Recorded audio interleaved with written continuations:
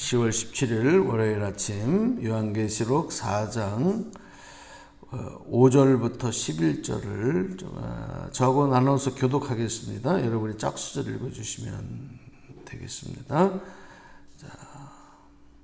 보좌로부터 번개와 음성과 우레소리가 나서 보좌 앞에 켠 등불 7이 있으니 이는 하나님의 7 영이라. 보좌 앞에 성 같은 유리 바다가 있고 보좌 가운데와 보좌 주위에 생물이 있는데 앞뒤에 눈들이 가득. 그 첫째 생물은 사자 같고 그 둘째 생물은 송아지 같고 그 셋째 생물은 얼굴이 사람 같고 그 넷째 생물은 날아가는 독수리 같은데 네 생물은 각각 6 날개를 가졌고 그 안과 주위에는 눈들이 가득하더라. 그들이 밤낮 쉬지 않고 이르기를 거룩하다 거룩하다 거룩하다 주 하나님 곧 전능하심이요 전에도 계셨고 이제도 계시고 장차 오실 이시라. 그 생물들이 보좌에 앉으사 세세토록 살아계시는 이에게 영광과 존귀와 감사를 돌릴 때에 24장로들이 보좌에 앉으신 이 앞에 엎드려 세세토록 살아계시는 이에게 경배하고 자기의 관을 보좌 앞에 드리며 이르되 11절 함께요. 우리 주 하나님이여 영광과 존귀와 권능을 받으시는 것이 합당하오니 주께서 만물을 지으신지라. 만물이 주의 뜻대로 있었고 또 지으심을 받았나이다 하더라. 아멘. 네. 자, 요한계시록 4장에 와서 우리가 하나님의 나라에서 천상에서 하나님께 예배하는 모습들. 그래서 결국 우리가 이후에 육신의 죽음을 맞이하고 이제 우리도 다 천국에서 주님과 함께 할 때 우리가 참여해야 할 예배, 우리가 함께 드려야 될 예배의 모습을 미리 하나님이 보여주신 거죠. 그래서 우리가 이 천국에서 드려지는 예배를 통해서 다시 한번 우리의 이 땅에서 우리가 예배자로 살아가야 되는 모습도 다시 한번 얼마나 중요하고 이것이 하나님께서 우리에게 미리 준비시키시고 또 갖추시게 하는 모습인가 하는 것을 또 말씀을 통해 확인해 볼 수 있습니다.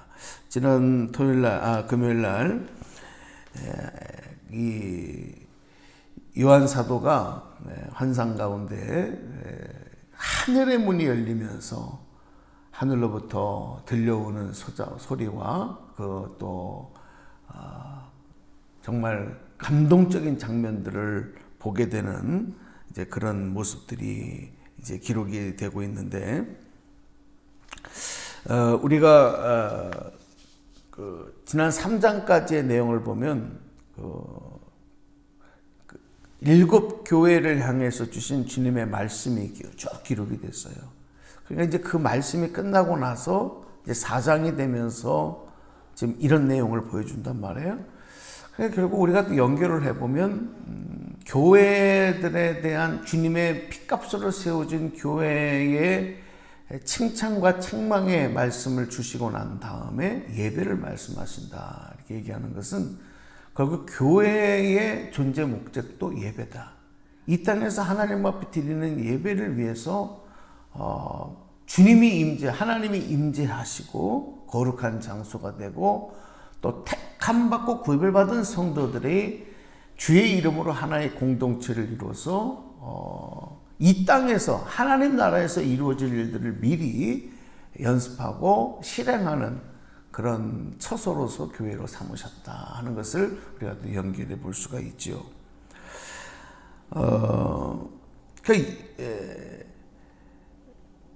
우리는 늘 주님이 말씀하신 것을 듣고 그 말씀을 믿고 의지하고 따라가면서 주님을 닮아가야 되는데 우리가 4절 말씀을 한번 먼저 미리 좀 보시면 4절에 소리내서 읽어보세요. 시작. 또 보좌에 돌려 24 보좌들이 있고 그 보좌들 위에 24 장로들이 흰 옷을 입고 머리에 금관을 쓰고 앉았더라. 이랬거든요. 24명의 장로들의 모습을 묘사하는데 여기서 이 두 가지 특징이 있는데 하나는 흰 옷을 입었다. 그리고 또 하나는 금 면류관을 썼다는 거죠. 그죠? 금관을 쓰고 있더라. 그러니까 이서 흰 옷은 곧 무엇을 말하냐면 거룩함을 의미해요. 거룩성. 그러니까 죄 사함을 받은 자들, 죄의 문제를 해결받은 자들의 입어야 될 옷, 흰 옷입니다. 그럼 우리가 천국에 들어갈 때는 다 흰 옷을 입어요. 그런데 그래서 흰 옷의 상징은 천국에서의 그런 거룩한 자들이 입는 옷. 그래서 우리가 이제 입신이나 환상을 통해서 천국을 본 분들은 이 천국에서 있는 분들이 다 흰 옷 입은 걸 봐요. 천국에서 검은 옷을 입고 있다 이런 환상은 보는 사람이 없어요. 흰 옷에서는 다 거룩함을 의미하기 때문에. 그러나 이 어둠의 영이 지배하는 세계는 다 어두운 영들.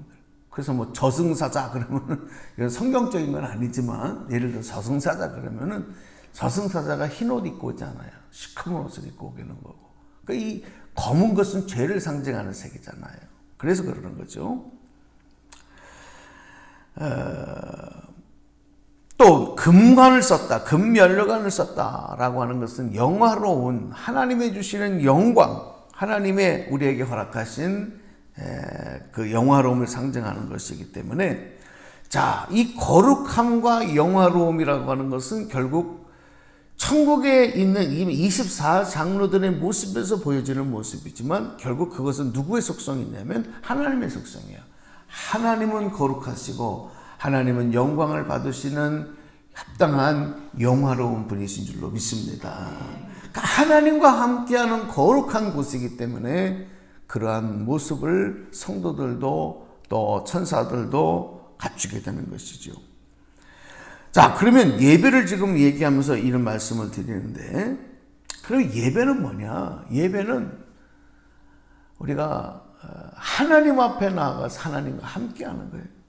결국은 그분의 말씀을 먹고 그분의 은혜를 누리고 그분을 기쁘게 하고 영광 돌리는 삶.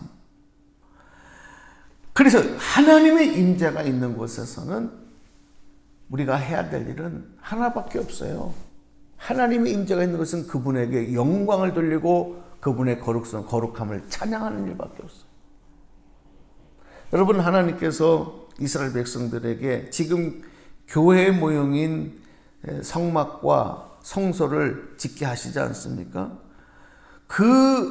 그곳에서 그곳에서 해야 되는 일이 뭐예요? 그곳에서 제사밖에 없잖아요. 딴 거 해요? 딴 거 없죠. 여러분, 구약 성경을 보면 성막에서 하는 일이 뭐예요? 또 딴 거 있어요? 성경에 또 여기서 또 딴 거를 해라, 그런 내용이 있냐고요? 없죠. 제사가 곧 오늘날의 예배 아니겠습니까? 여러분, 교회의 목적은 사실 지금 오늘 우리의 교회는 이제 구약의 성막, 성소의 개념을 넘어서서 믿음의 사람들의 공동체라고 하는 에클레시아의 의미가 또 담겨져 있지만은 그 에클레시아, 믿음의 사람들의 공동체 가운데서 해야 되는 일들, 교회의 본래적인 기능의 목적 중에 물론 예배도 있고 교육, 친교, 선교 이런 내용들이 교회를 이루는 목적이지만 그 중에서 가장 중요한 건 뭐냐면 그래서 예배인 거예요. 예배가 없는 교회, 예배가 없는 신앙생활, 예배가 멈춘 신앙생활은 이거는 생명을 잃은 것과 마찬가지인 거예요. 과거 예전에 제가 교회 이제 신앙생활 할 때 보면은 뭐 아버님이 이제 목회를 하셨기 때문에 그런 내용을 많이 봤는데 여성교회에서 이제 예전에는 거의 국수를 싸먹었어요. 권사님들 아시죠? 교회에서 뭐 밥 주고 그러는 거는 근래 와서 많이 그러는 거고 예전에는 대개가 국수 삶아서 이렇게 먹고 이제 그러셨는데 그것도 지금처럼 막 시설이 좋지가 않잖아요, 옛날에는. 근데 봉사하시고 막 하다가 항상 조금씩 이제 문제가 생기는 게 뭐냐면은, 그 봉사 때문에 예배를 안 드리는 거예요. 못 드리는 거예요. 장소의 문제나 시간의 문제 때문에. 근데 또 안 할 수는 없고. 그래서 예배를 사실은 뭐 1부 예배, 2부 예배, 3부 예배, 지금은 이제 교회가 커지면서 예배를 나누지만 예전에 1부 예배를 처음에 드렸던 이유는 봉사자들이 나와서 예배를 드리고 봉사해라. 그런 의미로 시작되는 경우가 많았어요. 2부 예배 한 번만 드려도 되는데, 이제 그런 의미가 처음에 많이 있었는데, 뭐 예를 들어서 성가대 찬양을 준비를 하는데, 어떤 고민이 있었냐면, 지금 예배 시간, 여기 교회에서는 예배를 드리고 있는데, 본인들은 예배를 참석하지 않고 예배 시간에 성가 연습을 하는 거예요. 이런 거 가지고 다툼도 있었어요. 이거 예배 드리고 하자. 예배 드리고 하면 너무 늦어진다. 뭐 이런 것 때문에. 사실 다 보면은 예배를 위해서 성가를 준비하는 것도 중요하지만 그것보다 더 중요한 건 예배를 참여하는 거죠. 예배 참여하는 거예요. 봉사보다 더 중요한 거는 예배를 참여하는 거예요. 왜냐하면 지금 뭘 말씀드리냐면 오늘 우리가 많은 일들을 세상 가운데서 하고 교회 안에서도 봉사하고 뭐 많은 일들을 하지만 예배를 빠지고 그 일을 한다? 뭐가 좀 잘못된 거예요. 예수를 믿는다고 하는 것은 결국 예배자의 삶을 산다는 것이고, 그리고 예배자의 삶을 사는 것은 이 땅에서만 하는 것이 아니라 결국은 하나님의 나라에서도 우리가 영원토록 해야 되는 일이다. 그런데 한 가지 우리가 다 느끼는 건 뭐냐면 예배만 잘 드려도, 예배 하나만 잘 드려도 여러분 인생은 복을 받고 우리의 믿음은 성장하는 줄로 믿습니다. 예배만 잘 드려. 제가 그 증거를 확인해서 목회에서 임상으로 내가 체득한 게 뭐냐면, 저는 이제 개척교회를 2번 해봤고 청소년 목회도 해보고 이제 다 그랬고 대형 교회에서도 목회도 해보고 그런데 10년 예를 드는 거예요. 10년 동안 교회를 다니면서 신앙생활을 한 분과 1년 신앙생활을 했는데, 이 10년 동안 교회를 다닌 분은 일주일에 한 번씩만 나와서 예배를 드려요. 주일날만. 네? 1년 신앙생활 한 분인데 이분은 새벽기도, 주일예배, 수예배, 금요예배, 각종 소그룹, 속회, 구역, 목장, 셀, 요즘으로 말하면 그런 예배를 다 참여해서 예배를 드려요. 근데 한 1년쯤 딱 지나고 보니까 이 사람은 1년밖에 안 됐고 이 사람은 10년이 됐는데, 이렇게 믿음의 깊이와 믿음의 그 뿌리와 또 믿음의 그 덕을 보니까 여러분 예배 잘 드리는 사람이 훨씬 나아요. 1년밖에 안 됐어도. 그러니까 우리가 신앙생활 나 몇 년 했어? 나 30년 신앙생활 했어. 나 20년 신앙생활 했어. 그렇게 얘기를 해도 신앙생활 1년 한 사람보다 믿음이 없을 수도 있다. 어떻게, 그 키가 어디에서 나오냐면 예배 생활이에요. 여러분 예배를 목숨과 같이 사수하시기를 축복합니다.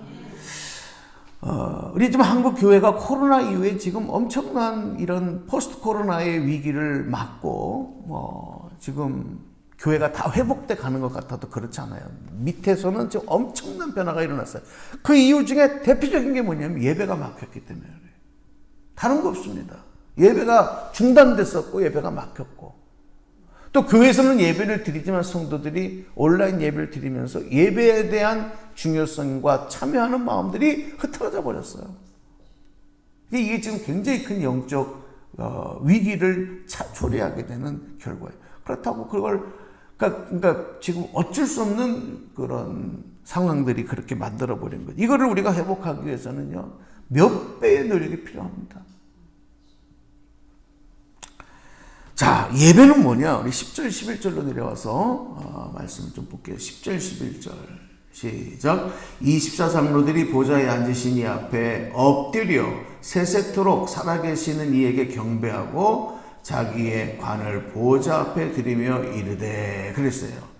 여러분, 예배는 하나님 앞에 엎드리는 거예요. 엎드린다는 건 뭘 의미하죠? 엎드린다. 내가 그 엎드린 이에게 어떻게 한다는 의미예요? 모든 것을 그분 앞에 내가 내려놓는다는 거야. 그러니까 항복한다는 의미고 그분 앞에 내가 손을 든다는 거예요. 그 권위와 그 권세 앞에 그게 엎드리는 거죠. 신하들이 왕 앞에 임금 앞에 엎드린다.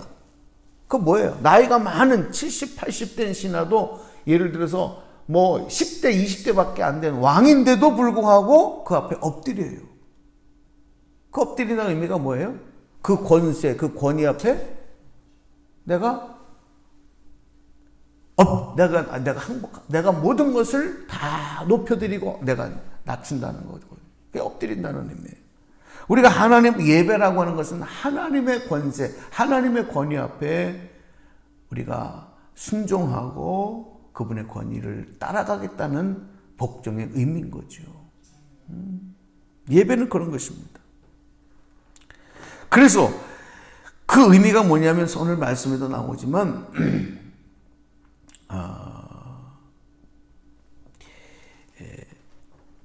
그 다음 줄에 보면 뭐라고 나오냐면 24장로들이 보좌에 앉으신 이에게 엎드려 그래놓고서 그 다음 읽어보세요. 시작.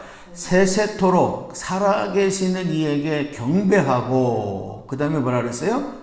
자기의 관을 보좌 앞에 드리며 그랬어요.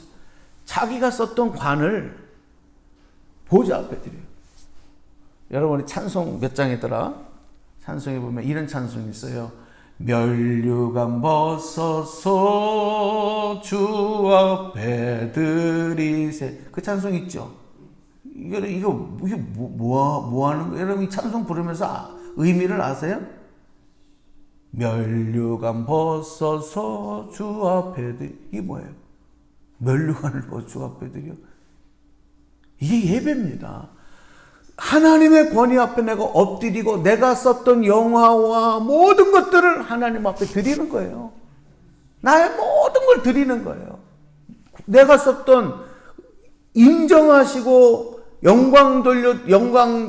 영광의 상징으로 주신 그 관을 벗어서 하나님 앞에 올려드리는 이게 예배예요. 그러니까 예배는 나의 모든 걸 다 드리는 거예요.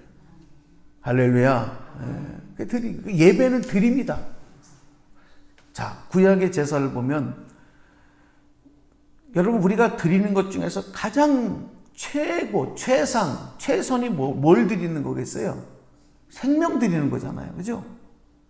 생명보다 더 귀한 게 없으니까 가장 귀한 걸 드리는. 그 제사는 그래서 짐승의 생명을 드려요. 그죠? 짐승의 피를 드리는 피의 제사. 왜? 그게 완전한 드림이기 때문에. 생명보다 더 귀한 건 없기 때문에. 그러니까 오늘날 우리의 예배 가운데서도 우리가 하나님께 드리는 것은 뭐냐면 그렇다고 우리가 예배에 나와서 죽을 수는 없잖아요. 그래서 나의 모든 정성과 사랑과 모든 것을 주님 앞에 올려드린다. 자, 그러면 천국에서 왜 이런 예배를 우리가 드려야 되느냐?